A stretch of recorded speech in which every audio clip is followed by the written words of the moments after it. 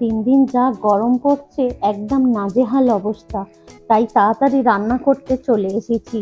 আর প্রথমেই বানিয়ে নিয়েছি একটু আলু পোস্ত আর ডিমের ঝাল। এই গরমে ভাবলাম একদম সিম্পল কিছু রান্না করি আজকে। সেই মতো তাড়াতাড়ি রান্নাটাও বসিয়ে দিয়েছি, কারণ আজকাল একটুখানি পামির স্কুলটাও তাড়াতাড়ি ছুটি হয়ে যাচ্ছে গরমের জন্য।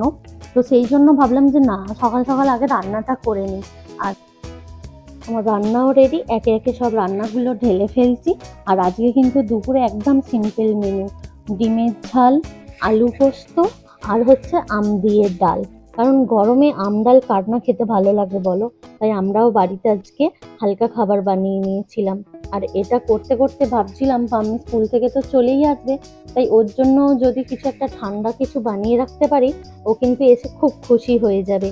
তাই সেইটাই চিন্তা করে চলে এসেছি ওর জন্য একটু লস্যি। ও কিন্তু এসে যদি দেখে না যে ওর জন্য লস্যি রেডি করে রেখেছি, ও কিন্তু খুব খুশি হয়ে যাবে, কারণ ও এই জিনিসগুলো খেতে খুব পছন্দ করে। সেই জন্য ভালো মতো করে আমি একটুখানি লস্যিটা একদম রেডি করে রেখে দেবো, যাতে ও এলেই ওর ড্রেস চেঞ্জ করার পরেই ওকে লস্যিটা আমি দিতে পারি। আর আমি কিন্তু লস্যিতে সব সময় একটুখানি লেবু দিই, কারণ আমার মনে হয় লেবু দিলে গন্ধটা খুব ভালো লাগে। আর এখানে লস্যিও আমার রেডি, একদম গ্লাসে ঢেলে রেডি করে রাখছি। আর করতে করতেই দেখলাম ও চলেও এলো। তাই সারা রাস্তা ব্যাগ বয়ে আনলেও কিন্তু ঘরটুকু আর নিয়েও ঢুকতে পারে না, সোজা আমার হাতে। তাই আর ওর মুখটাও দেখে বোঝা যাচ্ছে যে এই গরমে ওর কী পরিমাণ কষ্টটা হচ্ছে। সেই জন্য ও বসে আছে। আমি ভাবলাম যে না, চুলের বিনুনিগুলো আমি খুলে দিই। ও তো আর নিজে খুলবে না, স্কুল করে এসেছে বলে কথা বাবা। তার মধ্যেও কিন্তু আমার সঙ্গে একটু আধটু করে ইয়ার্কি করে চলেছে।